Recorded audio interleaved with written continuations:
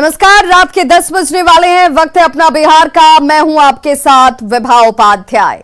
सियासी कड़वाहट को भुलाते हुए सभी पार्टियों के नेता सीएम आवास पर पहुंचे और एक अरण्य मार्ग में इफ्तार पार्टी में शामिल हुए। कल बोचहां विधानसभा चुनाव का रिजल्ट आना है, लेकिन आज नेताओं के सुर पूरी तरह से बदले हुए दिखे। बात सिर्फ शांति और भाईचारे की हुई।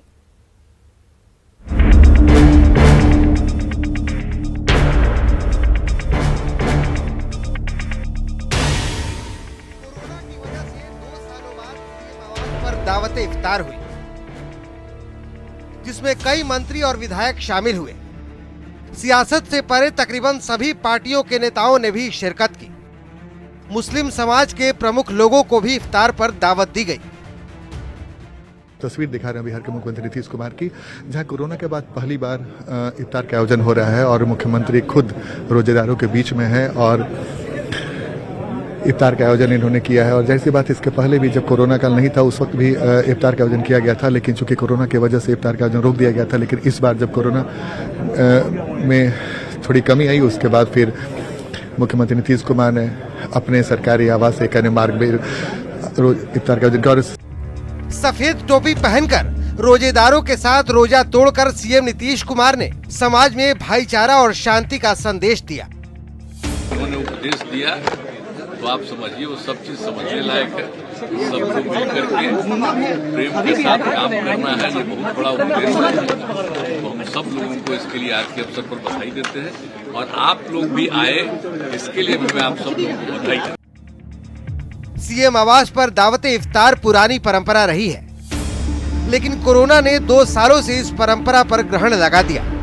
माहौल सामान्य हुआ तो एक बार फिर इफ्तार के जरिए सामाजिक समरसता वाली परंपरा निभाई गई। जाहिर है, सीएम आवास पर दावते इफ्तार देकर नीतीश कुमार ने भाईचारे के संदेश को और पुख्ता किया है।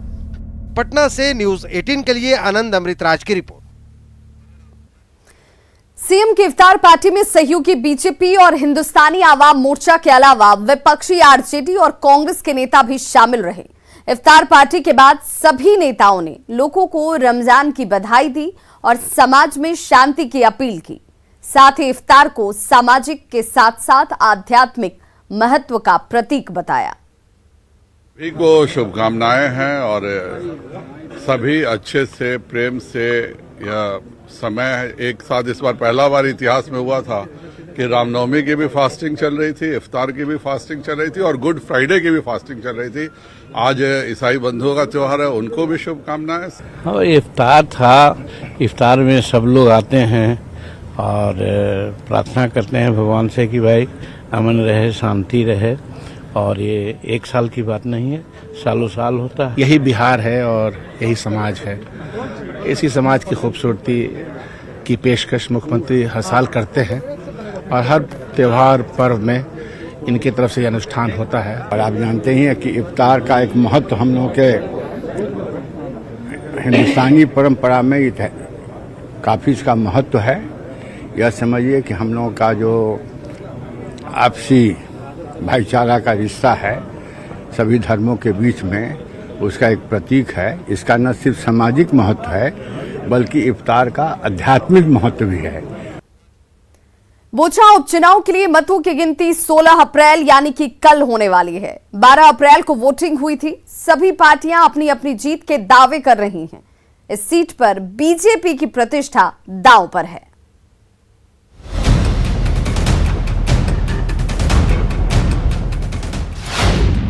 बोचहां में कौन मारेगा बाजी, कौन बनेगा बोचहां का बाजीगर?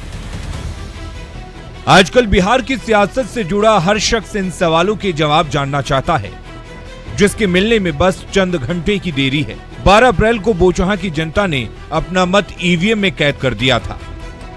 16 अप्रैल को ईवीएम खुलने के साथ ही परिणाम सबके सामने होगा। मुजफ्फरपुर के आरडीएस कॉलेज पर मतों की गिनती होनी है, वहीं पर वज्रगृह में जो है वह ईवीएम रखा गया है। तो ऐसे में कई तरह की चर्चाएं हैं। इन चर्चाओं को लेकर क्या कुछ होने वाला है, क्या कुछ रिजल्ट होगा, ये अब कल ही पता चल जाएगा। बोचहां में मुख्य लड़ाई बीजेपी की बेबी कुमारी, आरजेडी के अमर पासवान और वीआईपी की गीता कुमारी के बीच है। दरअसल मुजफ्फरपुर का बोचहा विधानसभा सीट आरक्षित है। यहाँ महादलित समुदाय के मतदाता निर्णायक भूमिका में हैं। 2020 में एनडीए की ओर से वीआईपी को टिकट मिला था। वीआईपी के मुसाफिर पासवान चुनाव जीते थे, लेकिन मुसाफिर पासवान के निधन से सीट खाली हो गई। उपचुनाव में बीजेपी ने वीआईपी को सीट देने से इनकार कर दिया, जिसके बाद वीआईपी ने बीजेपी के खिलाफ अपना उम्मीदवार उतार दिया। जिसके बाद मुसाफिर पासवान के बेटे अमर पासवान ने आरजेडी ज्वाइन कर ली और चुनाव मैदान में उतर आए। वैसे इस एक सीट की जीत से सरकार पर कोई फर्क नहीं पड़ने वाला है, लेकिन सभी पक्षों ने प्रचार में एड़ी चोटी का जोर लगा दिया था। एनडीए की तरफ से खुद CM Nitish Kumar, deputy CM Tarkishore Prasad, पूर्व सीएम जीतन राम मांझी ने प्रचार किया। केंद्रीय मंत्री गिरिराज सिंह वोटरों को गोलबंद करते नजर आए। वहीं तेजस्वी यादव ने भी जमकर पसीना बहाया, जबकि वीआईपी के मुकेश सैनी के लिए तो ये अस्तित्व की लड़ाई है। जनता का भरोसा किसके साथ है, नतीजों के साथ पता चल ही जाएगा। न्यूज़ 18 के लिए मुजफ्फरपुर से प्रियांक सौरभ की रिपोर्ट। मुख्यमंत्री नीतीश कुमार कल बोधगया में महाबोधि सांस्कृतिक केंद्र का उद्घाटन करने वाले हैं। करीब 150 करोड़ की लागत से तैयार सांस्कृतिक केंद्र में एक साथ 2000 लोगों के बैठने की व्यवस्था है। इसमें ऑडिटोरियम के साथ करीब 1000 लोगों के लिए डाइनिंग हॉल, वीआईपी लॉन्ज सहित कई सुविधाएं हैं। सीएम महाबोधि मंदिर परिसर में जातक कथा पैनल का भी उद्घाटन करेंगे, जिसमें भगवान बुद्ध के उपदेशों को अंकित किया गया है। सीएम बीटीएमसी के नए भवन का जायजा लेंगे और नीरा बिक्री केंद्र का उद्घाटन भी करेंगे।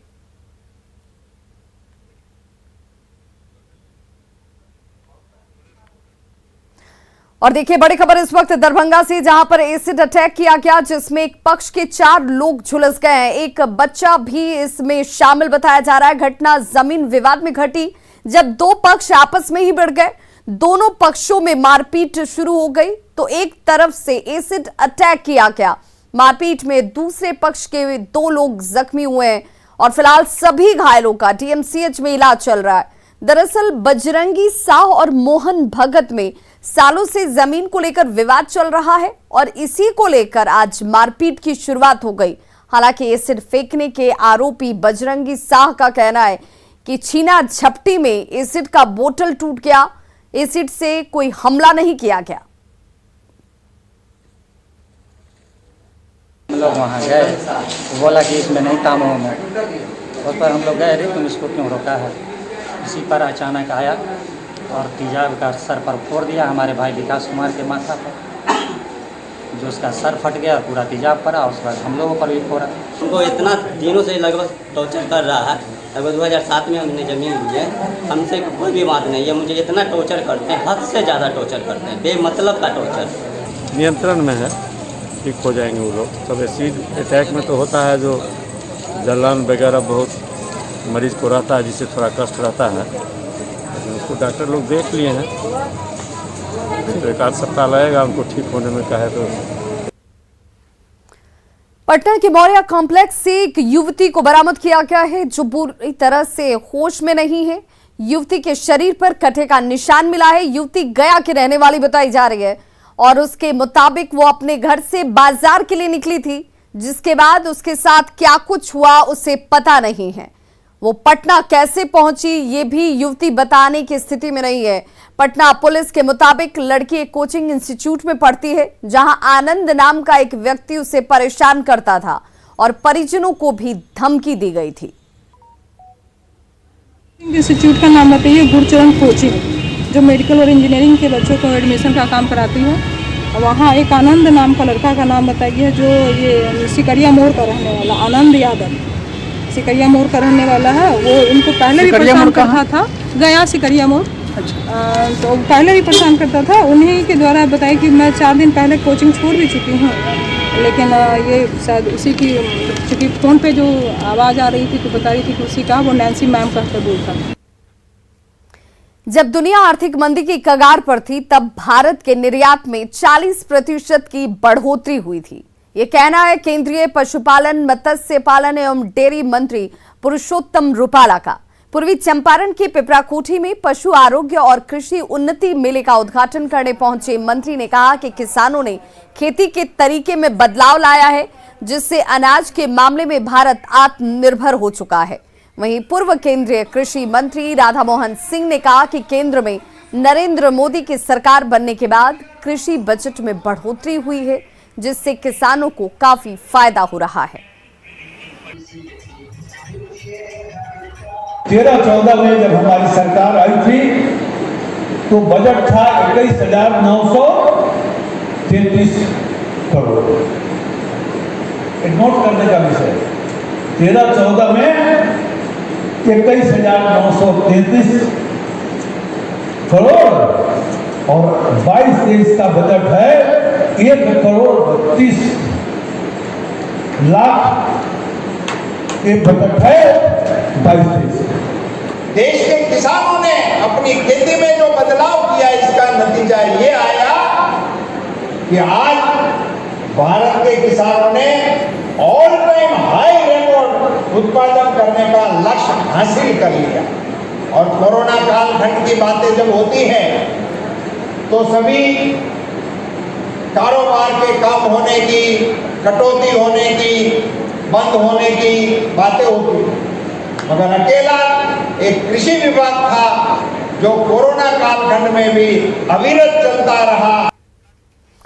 केंद्रीय ऊर्जा मंत्री राजकुमार सिंह ने सहरसा के सिंघौल में बिजली सुपर ग्रिड का उद्घाटन किया। इस ग्रिड से सहरसा के अलावा सुपौल, मधेपुरा, खगड़िया और बेगूसराय में बिजली की सप्लाई की जा रही है।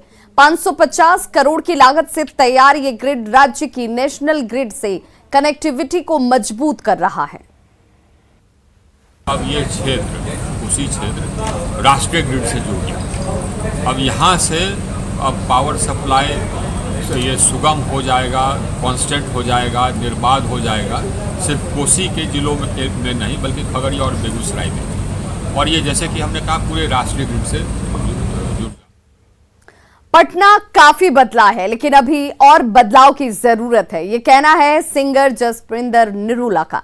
जसविंदर पटना साहिब महोत्सव में शामिल होने पटना पहुंची थी। उन्होंने कहा कि यहाँ के लोग काफी अच्छे हैं। जसविंदर ने सीएम नीतीश कुमार की भी तारीफ की। कैसा लगा पटना? सबसे पहले तो सबको नमस्कार और बहुत बहुत प्यार जसविंदर का। आप लोगों के बीच में कल पटना महोत्सव में आई थी। पटना साहिब महोत्सव का जो मज़ा है वो मैं 10-12 साल पुरानी बात कर रही हूँ। पहली बार जब मैं पटना आई थी तो ये मेरा शायद दूसरी बार था और बहुत अच्छा लगा और लोग बहुत प्यारे हैं, ऑडियंस बहुत प्यारी थी। उसके बारे में क्या कहेंगे? जसविंदर निरूला जिस प्लेटफॉर्म पर प्रोग्राम करती थी या जो सॉन्ग तैयार करती थी, कितना बदल गया सब कुछ? बहुत बदल गया है, बदलाव बहुत ज़्यादा आ गया है, उसका कोई कंपैरिजन नहीं है। बाकी मैं चाहती हूँ कि जो भी गा रहे हैं या जो भी गाना चाहते हैं मेहनत करें और मेहनत से आगे बढ़ें। भोजपुरी को लेकर क्या कहेंगे? मन में आता है कि भोजपुरी के लिए भी कुछ काम गाया मैंने, भोजपुरी मैंने बहुत गाया। क्या लग रहा है? और अभी तो मैंने बहुत दिन से भोजपुरी गाना नहीं गाया। कारण? क्यों पता नहीं, ये होता है। मैंने बोला ना कि लोग बदल गए और बहुत चीज़ें बदल गई। कई लोगों को ऐसा भी लगता है कि शायद वो गाएंगी नहीं। और धारणा तो नहीं बदल गई भोजपुरी को लेकर, जो पहले भोजपुरी भाषा? नहीं, ऐसा कुछ नहीं। मैंने बहुत अच्छे और बड़े सोफिस्टिकेट गाने गाए हैं और अब भी मैं गाना चाहूँगी, ऐसा कुछ नहीं। पेट्रोल की बड़ी कीमतों के बीच इलेक्ट्रिक बाइक की डिमांड बढ़ गई है। खासकर स्टूडेंट इलेक्ट्रिक बाइक खरीद रहे हैं। हालांकि बैटरी की समस्या की वजह से लोग डरे हुए भी हैं। वहीं मैकेनिक का कहना है कि अब डरने की कोई जरूरत नहीं है। पेट्रोल डीजल के दाम लगातार बढ़ रहे हैं। ऐसे में इलेक्ट्रिक बाइक की डिमांड भी मार्केट में बढ़ती हुई नजर आ रही है। खासकर जो युवा वर्ग हैं इलेक्ट्रिक बाइक को वो पसंद कर रहे हैं और जितने भी शोरूम है वहां युवाओं की विजिट बढ़ती हुई नजर आ रही है। लोग जा रहे हैं, इलेक्ट्रिक बाइक की खरीदारी भी कर रहे हैं। हमारे साथ दुकानदार की ऑनर भी मौजूद हैं। लोग आ रहे हैं, खरीदारी हो रही है? काफ़ी संख्या में लोग आ रहे हैं मैम, और काफ़ी अच्छी बिक्री भी हो रही है। काफ़ी संख्या में युवाएं आ रहे हैं, इवन कि सीनियर सिटीज़न में भी इनकी डिमांड बहुत ज़्यादा है।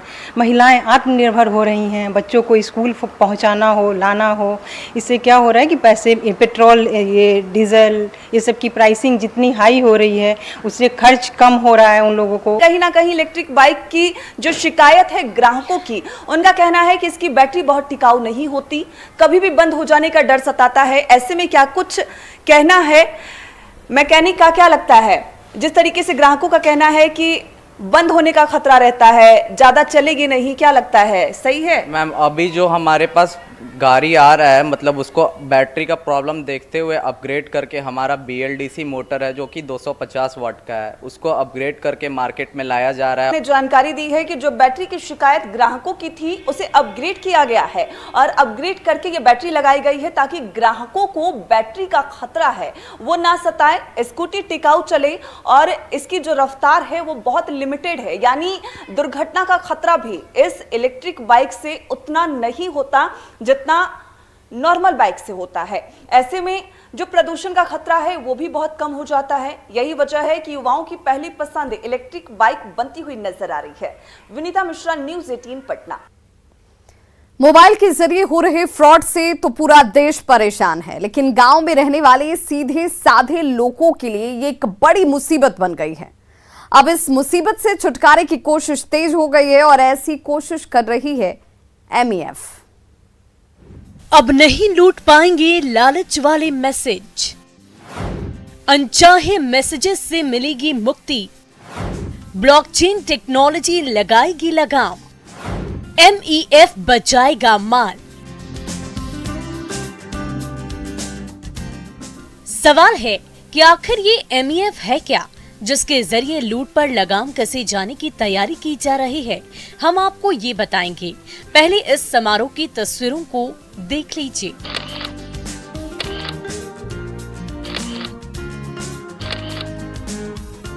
यही है MEF यानी मोबाइल इकोसिस्टम फोरम। इस फोरम के जरिए दुनिया भर के टेलीकॉम सेक्टर से जुड़े लोग एक मंच पर आए हैं। मकसद है मोबाइल के जरिए हो रही ठगी पर रोक लगाना। दुनिया भर में इस लूट पर लगाम कसने का जो काम हो रहा है, अब मोबाइल इकोसिस्टम फोरम के जरिए उस तकनीक से भारत के लोगों तक फायदा पहुंचाने की कवायद तेज कर दी गई है। बिना कस्टमर के अप्रूवल के आप मैसेज नहीं भेज सकते हैं, तो ये सब पॉलिसी जब इम्प्लीमेंट हो जाएगी तो कम से कम मैसेजिंग पार्ट जो है ना वो सॉल्व हो जाएगा। फ्रॉड सॉल्व हो जाना चाहिए, वो हमारा एक्सपेक्टेशन है DLT के इम्प्लीमेंटेशन के बाद। चलिए अब इसके काम करने की प्रक्रिया को समझिए। मोबाइल इकोसिस्टम फोरम के तहत कंपनी और कस्टमर के बीच एक प्रोसेसिंग सिस्टम तैयार किया जाता है, जिससे अनचाहे मैसेजेस को रोकने के अलावा झूठी जानकारी और फर्जीवाड़े पर रोक लगाई जाती है। बहुत इनोवेशंस हो रहे हैं और इसमें हमारी मतलब टेलीकॉम रेगुलेटरी और ऑपरेटर्स और एंटरप्राइज और आपके हमारे जैसे एग्रीगेटर, ग्लोब टेली सर्विस जैसे एग्रीगेटर्स, इन सब का एक इकोसिस्टम बना हुआ है। इस सिस्टम की पहुंच गांव-गांव तक हो, इसके लिए MEF क्षेत्रीय भाषाओं में इस सेवा को मुहैया कराने का भी काम कर रहा है। टेक्नोलॉजी और जो भी सर्विस प्रोवाइडर हैं उनको जरूरत है कि ये डेवलपमेंट करें कि लोकल लैंग्वेज में ये सब अवेलेबल हो, ताकि जो अनपढ़ आदमी है वो भी इसका फायदा उठा सके।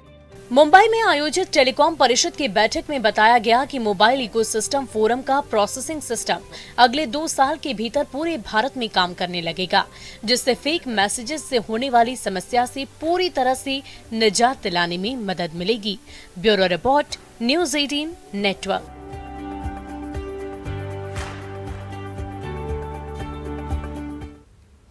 तो खबरों का सिलसिला लगातार जारी है। आप देखते रहिए न्यूज़ 18 बिहार झारखंड।